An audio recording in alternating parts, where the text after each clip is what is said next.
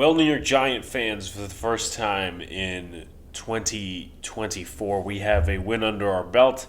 That's not in the preseason, and that's not from January. So this win officially goes on our record. Hope you guys are doing well. Hit the like button, comment, and subscribe. Turn on post notifications so you know when the live stream pops review drops. Please share out the podcast on podcast from podcast platforms, Apple, Podbean, Spotify, all that good stuff. One thing, if you're watching and listening to, two things. Number one, if you're watching this, I apologize for the lack of lighting. Kind of using the cloudy Cleveland day and a lamp as my lighting. And next time I'm going to make sure that I bring lights because I feel like, okay, at least I thought coming into this I would have like an overhead light, but it's all fine and well, and there's a little bit of an echo in terms of this apartment, which is pretty different from my studio. So again, apologies for that, but I hope you guys can just tune all that out and listen to the football talk.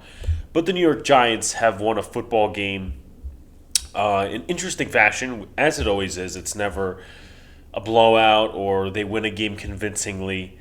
It always has to be some shit in it.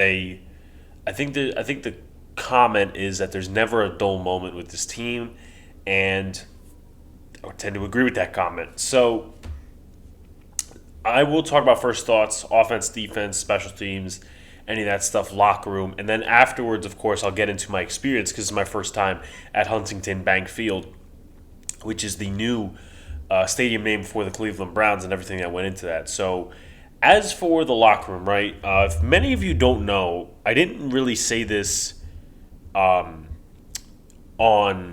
YouTube. I didn't post the community notes about it. I posted on Twitter. That's my main, source of social media. I should have put it on YouTube because, it was worth of a picture. But I met Dan Duggan at the airport on Saturday. I was sitting there just watching some things, going through Twitter, scrolling through Twitter, and I see this gentleman just walk right by me. I'm like, that looks like Dan Duggan. So took a picture with him. I wasn't looking at the camera, and I deeply regret that. So I changed the picture for Twitter. So I'm on the flight, and then we get off the flight, and I'm like, you know what? Let me ask Dan this question. So I said, Dan, I'm going to ask you something before you go. That is, if the Giants lose this game, how bad do you think it's going to get? He goes, well, it's more so predicated on these next two games rather than just being in Cleveland. Me personally, before the game, if they lost in Cleveland, they were going to lose against Dallas because Dallas is a completely different team than the Giants, despite them having the same record at this time. But I asked him, and he gave me that answer. And I also said, well, I know a lot of people say, oh, Dable's on the hot seat, especially if they don't end up winning this game. What is your sense on Joe Schoen? He said, well, my opinion is, and it's my opinion, it's not a source or anything, that it's either going to be both of them gone or it's going to be them staying and picking their own QB. And it should be a bundle deal, not, you fire Dable and Schoen gets his quarterback and a new head coach. So I agree with that opinion. But this win, for me, really doesn't change a lot on the season. The Giants have to pull some games out of their ass, definitely, because I did have 6 wins coming in. 2 of those predicted 6 wins ended up going right in the trash. I mean, we still got 1 game against Washington, but we lost to the Vikings, and now we have Cleveland, which is a victory. So they're going to have to pull some games out of their ass. But I said this over the phone to a buddy of mine. I said, look, this game did more for the locker room than it did for me. Fuck what it did for me for 2 seconds. This win generated, I don't care how you won it. Like, in this case, right, the locker room doesn't care how they win the game. Of course, they're going to always go in the film room and through the walkthroughs and all these different practices and dissect. They're going to dissect certain things and say, you did this bad or you did this wrong, you could do this better. But just being at 1-2 is a better feeling than 0-3. And you're on a short week going against Dallas, who all Giants fans and organization people hate, and Dallas hates us equally. So there's that, and sometimes you do have to throw the divisional record away and all these other different things, but Dallas has had our number over the last couple of years. So it's a rejuvenating win for this locker room. It's a good feeling for this locker room. It gives Dable a little bit more time to get everybody into the fold of doing their own thing. The defense played very well. There are some things I would critique. The offense, they played well in the first half. The second half, they were absent. As for me, before we go into the offense, this gives me a little bit better of a perspective on the season, to where the first two games, it's like, okay, this team is going to win like 3-4 games, to where it's like, okay, 5, 6, 7 wins is possible if you could pull it out of your ass like you did this game. And of course, nobody's predictions are going to be straight up perfect and correct. If your predictions are correct, show it to me. But, for me, go in, give Dallas a punch in the throat, come out with a game you're 2-2. You have a mini bye ahead of you. You go to Seattle, and you just make the game competitive, right? Game by game, week by week league. All you could ask is, okay, let's go in. At least that's my floor, right? Be competitive against Dallas. Be competitive against the Cowboys. Don't get your throat stepped on. And then after that, if you win the game, I will say, okay, this is kind of a new meaning of a season, because it shows that this team hasn't given up, right? They have not given up. They are still in it, right? You'll be tied for second, at least in the division, depending on a couple of different things. But, hey, listen, we'll see what happens. So, let's start out with the offense. Malik Nabers. You guys know that I was for a quarterback, and still kind of am for a quarterback. And we'll talk about Daniel Jones, positive, negative, however you want to spot it. If you hear the audio of me fucking around with my mic, I apologize. But Malik Nabers gave me excellent confidence in week 2 that this guy's going to be special. And in week 3, he gave me that reassuring confidence that, yeah, I'm going to be here a while. The New York Giants I'm not going to go there and say, yeah, they do, may have another Odell Beckham Jr. on their hands. They may have another OBJ on their hands, and it's really fun to watch. I didn't get into football officially, like watching it, till like 2015, 2016, so I saw only a little bit of Odell Beckham Jr. He was injured in 17, 16 he was there, 18 he was there. But this kid, mind you, he's less than a month older than me, so he's 21. He's saving Daniel Jones, and this is objectively, right? Daniel Jones had some good balls. He played an overall well game. We'll get to him in a minute, but it just shows if Daniel Jones does try to make a mistake, well, not that he tries to make a mistake, but if he does make a mistake and it doesn't work out for him, taking a risk, Malik Nabers is there to somewhat save the day. And should it always be that way? Probably not. But it's a good thing in 2 ways. A, it's good for Daniel Jones because, it's a receiver that's going to get him out of situations. Not that you should depend on it.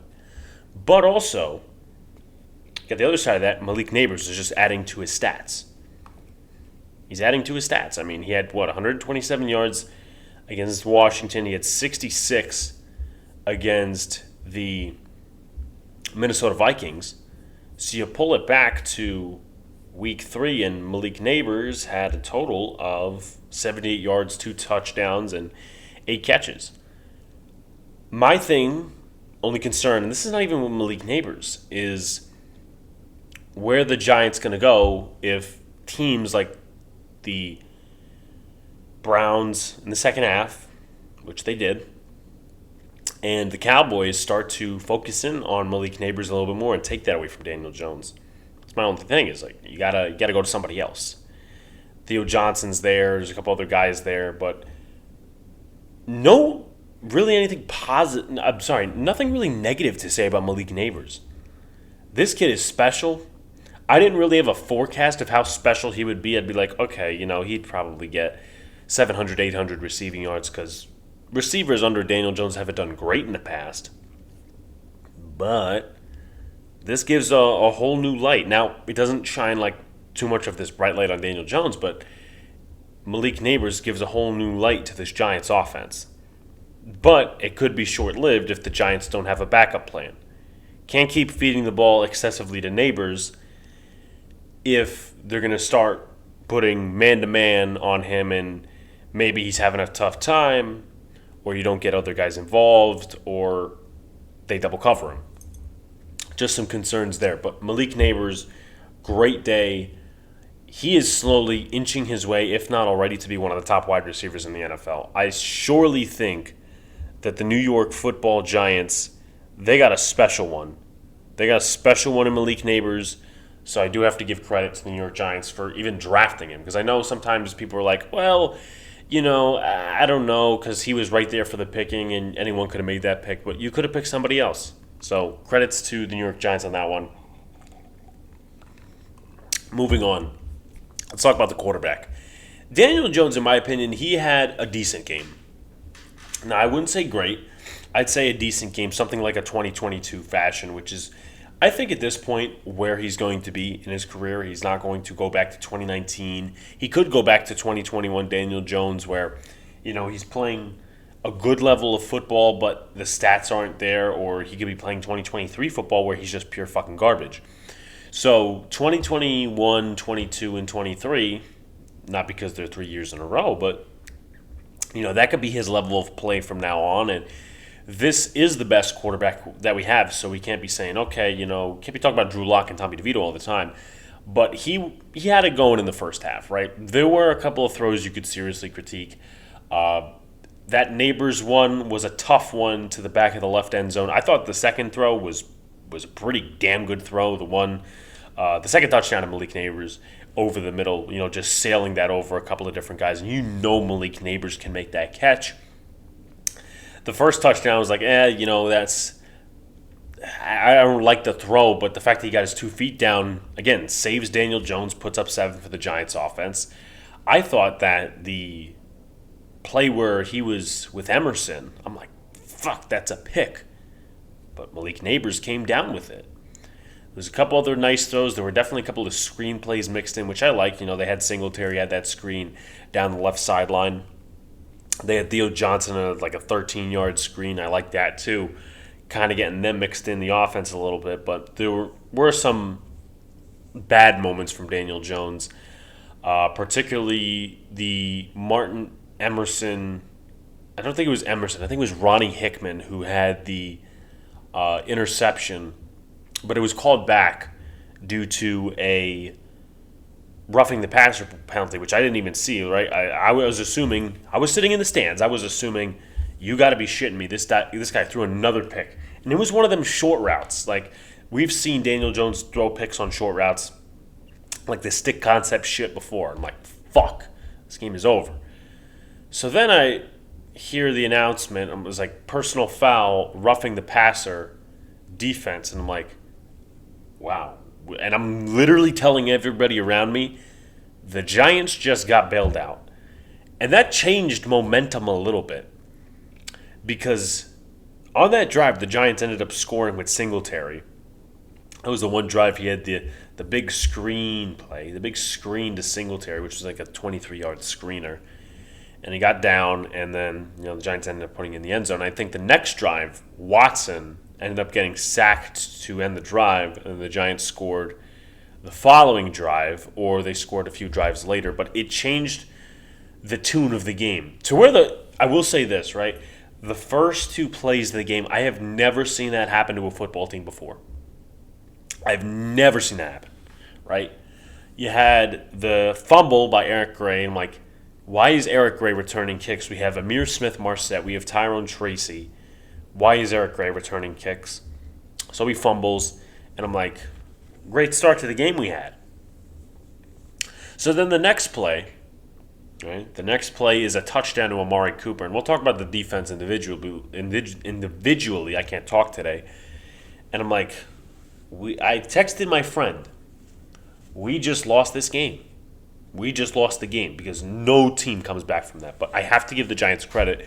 They were resilient enough. It was only 7-0, and they forced Browns into a lot of mistakes. You got to give them the credit there. So just to end up on Daniel Jones, I thought he had a solid game. I hated the fact that the Giants' offense as a whole disappeared in the second half. There was no real presence running the football. Malik Neighbors was getting locked up a little bit by Denzel Ward, which kind of forced the Giants to go elsewhere for targets. Wendell's catch radius isn't necessarily great, so I don't know. I'm not a big fan of what they did in the offense the second half of the game. They really couldn't run the ball well, though. If you look at the carries for Devin Singletary, right? You go to stat sheet. 16, 65, 4.11 touchdown. I was like, okay, all right, solid game. Now I'm going to be one of those dissectors, and you take away the 43-yard run at the end of the game on a crack toss, which got them down to the goal line, and Singletary did a nice job. He slid. I don't know why people critiquing that. Like, he should have step-headed. Like, who gives a shit, right? You're there, you slide down, you kneel out the 3 downs after the 2-minute warning. It's really not that complicated.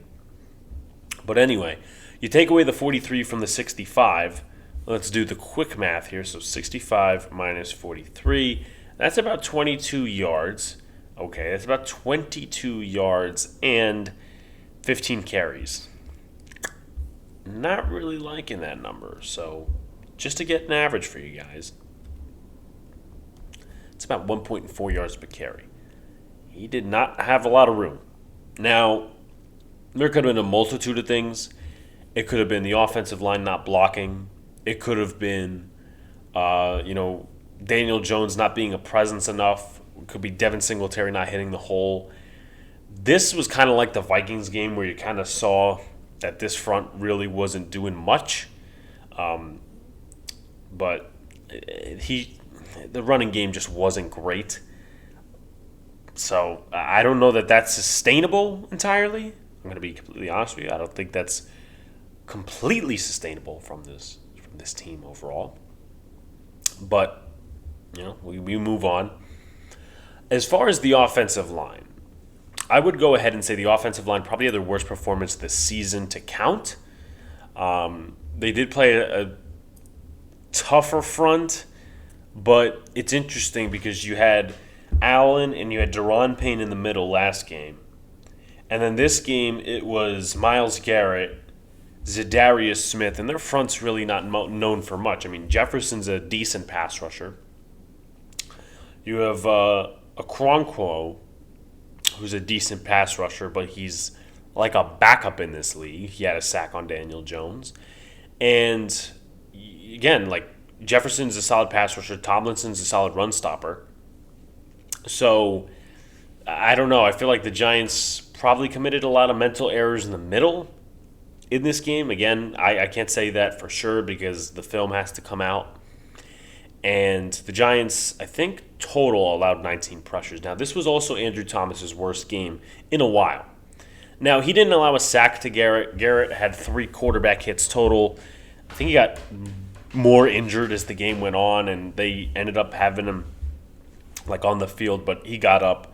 So he had 3 quarterback hits. I think Thomas allowed 8 pressures to him and a certain number of quarterback hits. So I would call that neutralizing, right? I mean, call me a Thomas homer or whatnot, but that's like neutralizing Myles Garrett a little bit. He didn't wreck the game. He didn't force a fumble on DJ. Credits to DJ and credits to the offensive line that only 1 sack was given up, at least on record, because I remember it was Okoronkwo. He had 2 sacks. 2 sacks on him. I only remember 1. This is Darius Smith and Okoronkwo. Or Okoronkwo. I'm not even going to get that right. But the sack I do remember was Okoronkwo. Again, I'm just going to call him Ogbo. That's his first name. Ogbo is his first name. But I only remember that 1 sack. I don't remember the second one. The first one I was talking about was when Daniel Jones got hit really hard from the right side.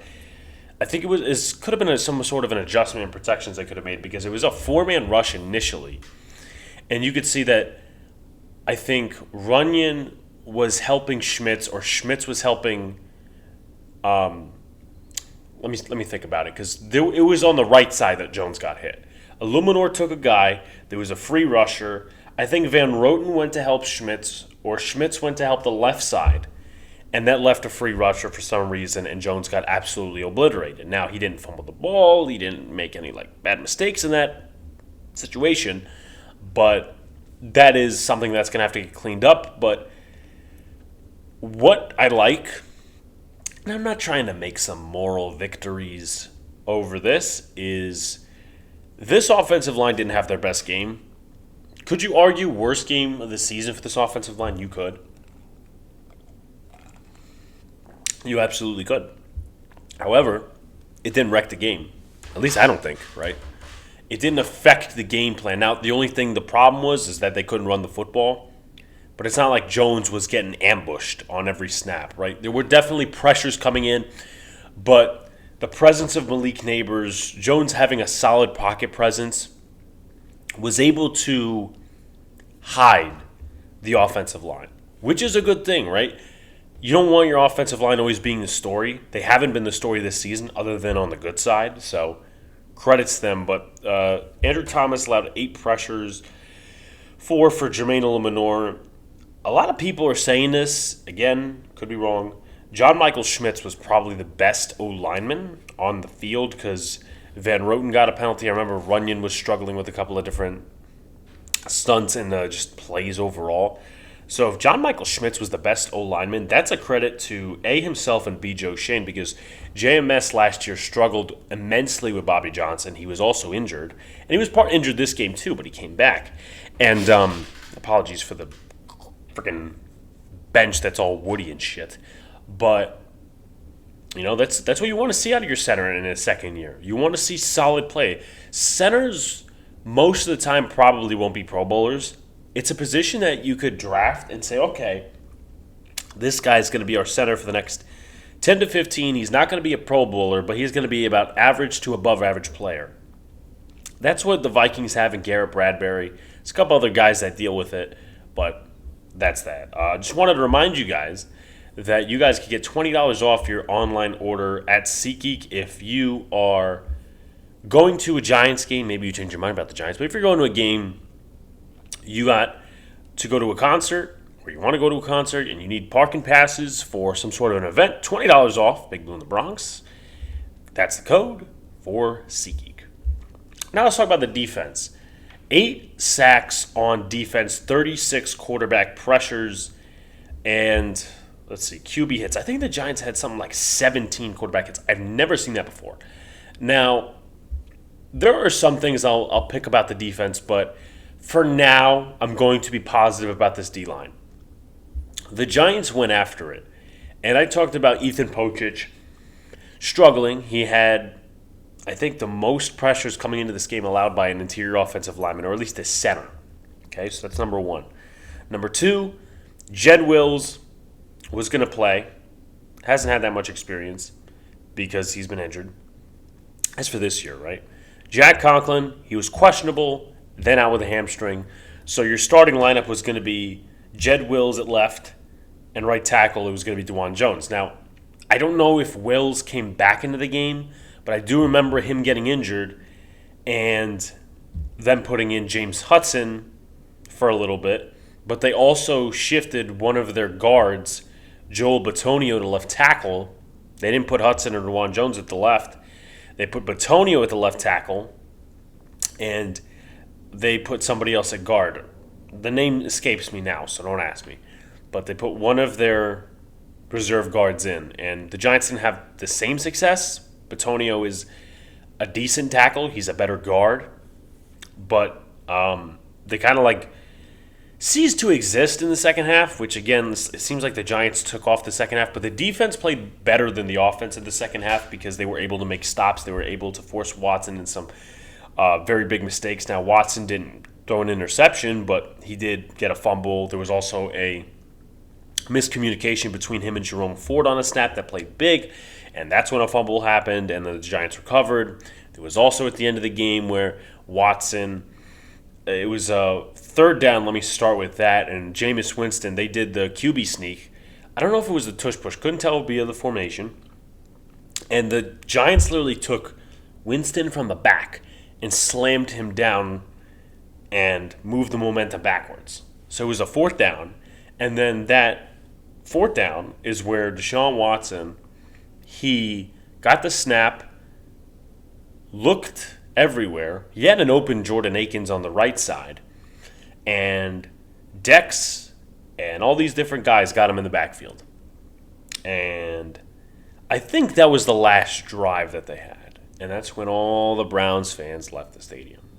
That's when all the doggy dogs left the stadium. But Dexter Lawrence, he was the best on the D-line. Have to give him credit. 2 sacks, 2 hits, 3 pressures. The next guy I'll give credit to is Azeez Ojulari. He's shown up really the last 2 games. 2 sacks, 2 pressures. Then I'll go to Elijah Chapman, who had his first NFL sack, 1 sack and 3 pressures. Brian Burns, 1 sack, a hit and 4 pressures, and Kayvon Thibodeau, a hit and a pressure. Now, I will say, as far as run defense, temporarily, right, you also have to take in context how many times this team ran the football. 37 pass attempts that were pure passing, not, Watson looking back and he's going to run. 18 run attempts. Now, Watson did have some success, twice specifically escaping from the pocket, which I had a problem with. But Jerome Ford really didn't make any bones, right? He had 10 carries for 37 yards. The Giants did pretty good. So I know this D-line for the Giants is questionable at times. I know the O-line was questionable for the Browns, but this is a good note you could take into future weeks because they had some decent success running the football. The Giants had a bad 2 games first off. So this is a good momentum pusher for this defense on the ground. Now, again, 18 rushing attempts. You don't do much with that, but at least it wasn't, 8 carries for 100 yards. You didn't allow that. So, great. What I did like from Shane Bowen is that he upped the blitz. Now, I complained and I said, look, something that Shane Bowen's not going to do. This is something I said in a preview, and I have to admit I'm wrong. Shane Bowen is not going to blitz, but he should. Send the house at Watson. Make him very fucking uncomfortable. And for the first half, and most of the first half, second half not really, but the first half, they made him super uncomfortable. Again, 36 defensive pressures and 8 sacks on defense, which I don't remember the last time the Giants got 8 sacks on defense. The most sacks that I've seen in a recent history of the Giants defense was going back to like 2010, 2011.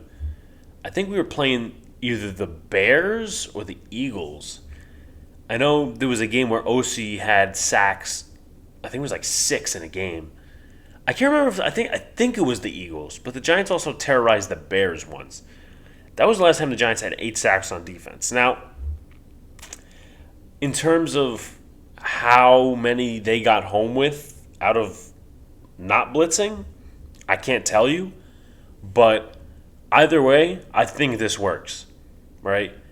I would like to see a little bit more dominance off the edge from Thibodeau. I think he provided the least out of the edge rushers.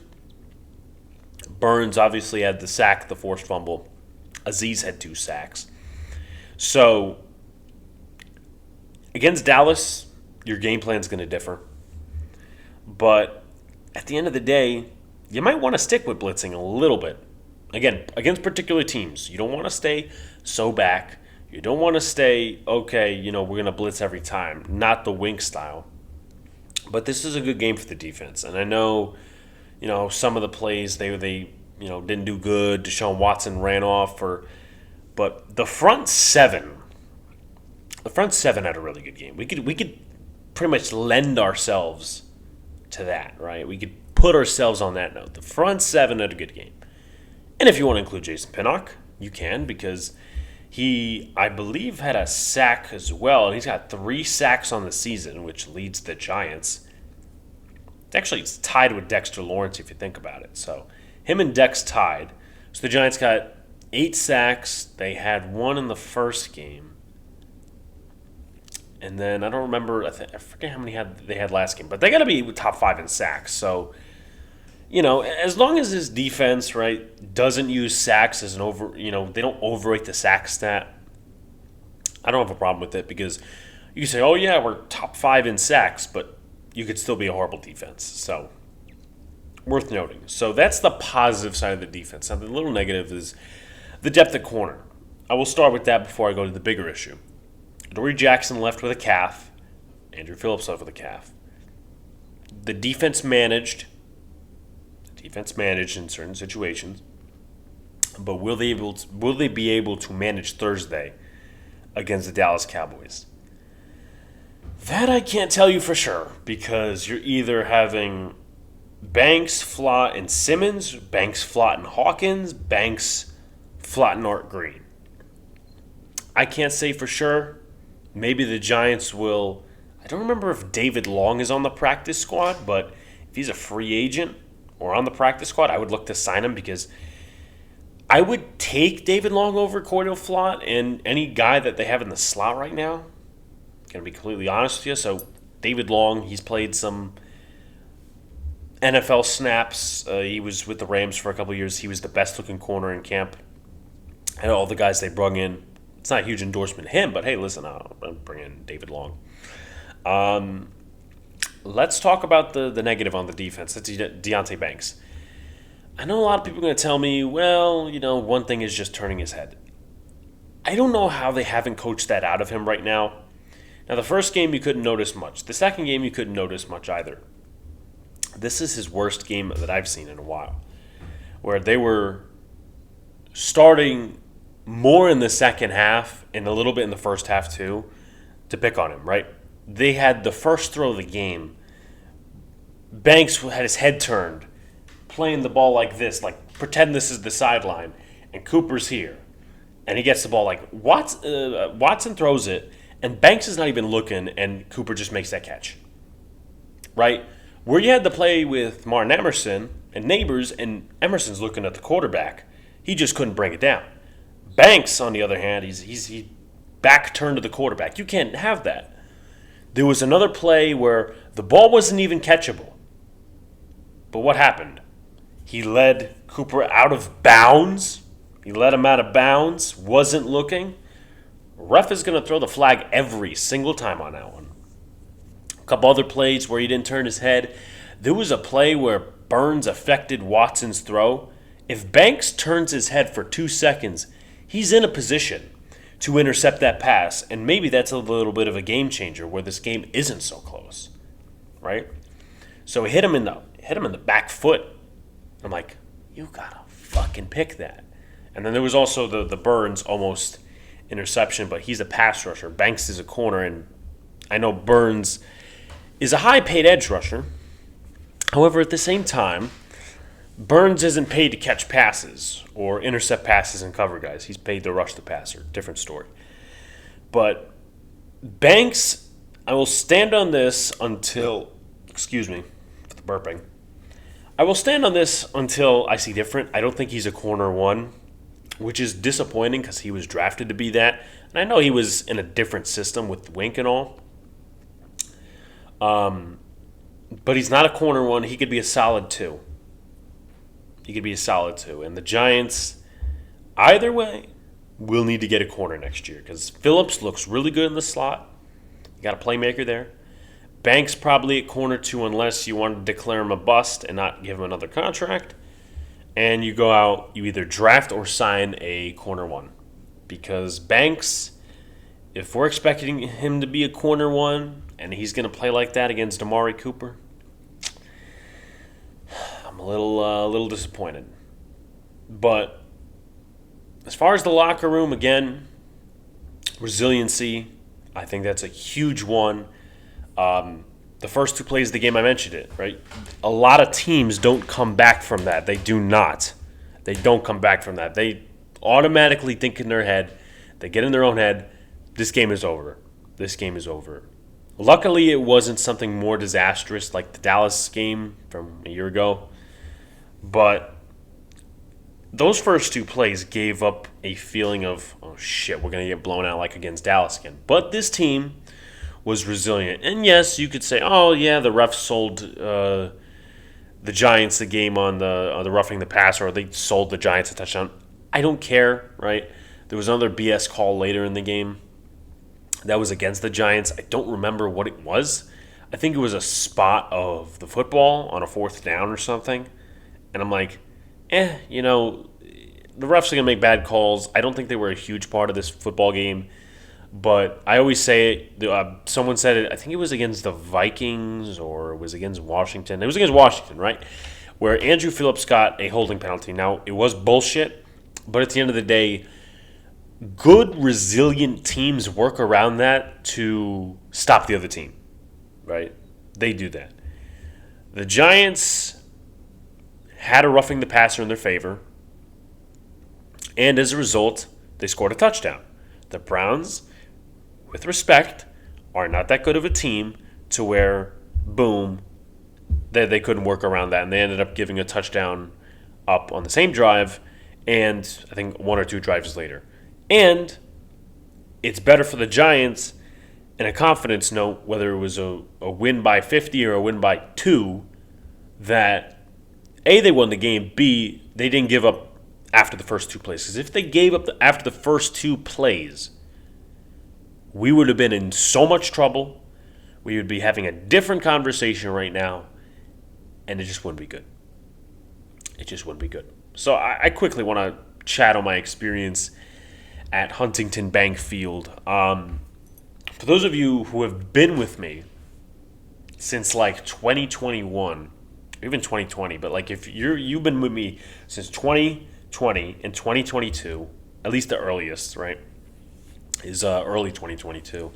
I did a Yankees Red Sox / somewhat NFL and sports podcast with a buddy of mine by the name of Sox Arizona. He's not on YouTube anymore much because he's got a wife. They just moved into a house. They got a lot of things to worry about that are not YouTube, and that's completely respectable and understandable. So last year we were thinking about, okay, let's go to the Yankees Red Sox series. The expenses were not in favor of any of us because it was the Father's Day weekend and the prices were sky high, and it just didn't match us. It didn't match what we wanted to do, expenses-wise, all that. So we said, we got to do something else.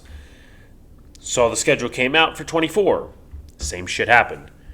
So I think it was in May where the schedule released. Now, Sox, his father used to live in Columbus.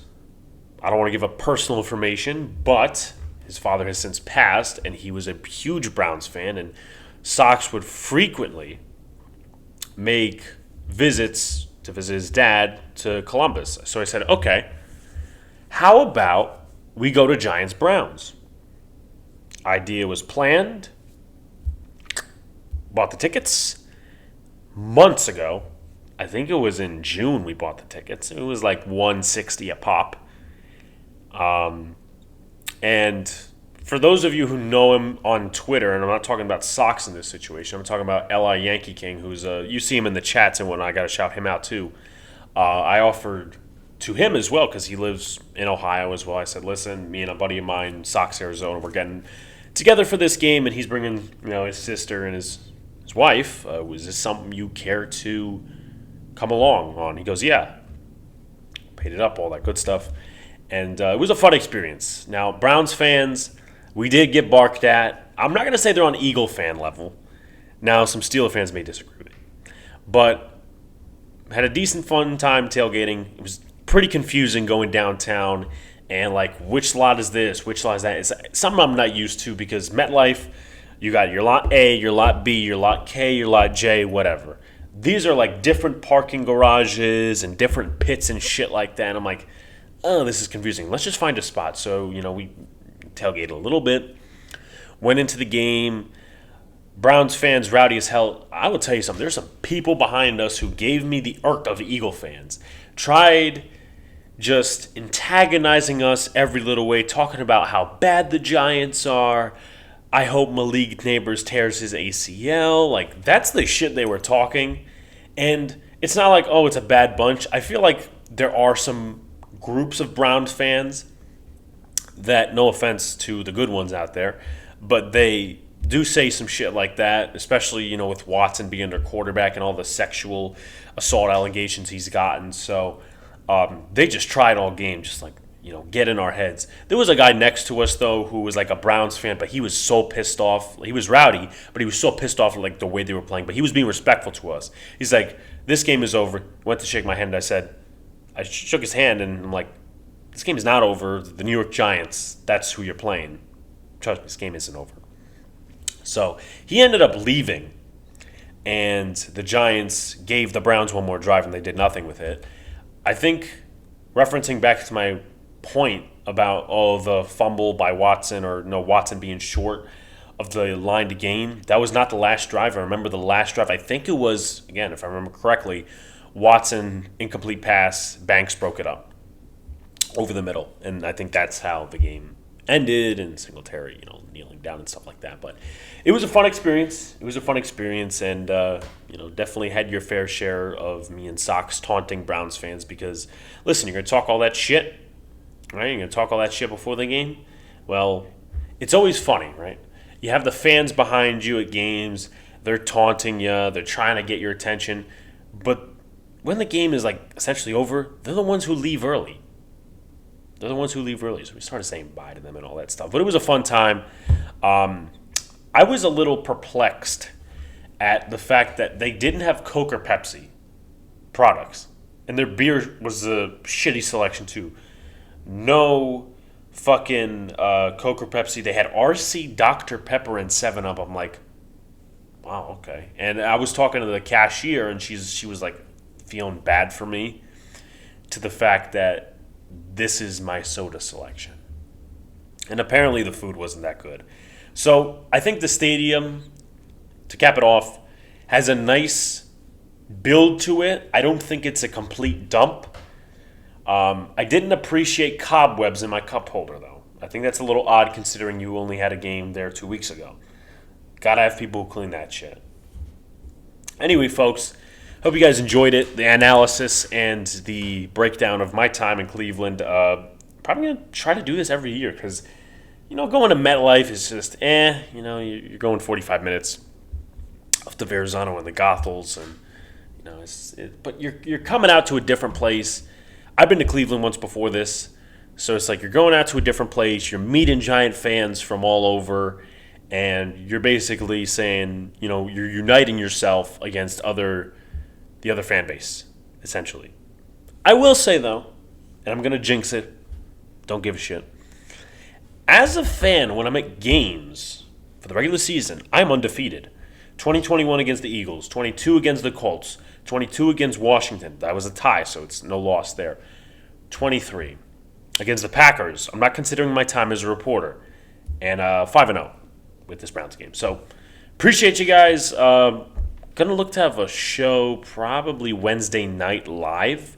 I'm going to see if I can get Tom Ryle or any of the Cowboy people that I know back on the show. And then Thursday night we'll be live with Luca and Dylan Backer of Empire Sports Media. He does a lot of things. He wears a lot of hats. Knicks, Yankees, Giants. And recap will probably come on Saturday, and then we'll have a long extended break. But looking forward to put out the content for you guys. Also as well, the Yankee playoffs are coming up, so we'll let you know about any streams. Appreciate y'all. Talk to you soon.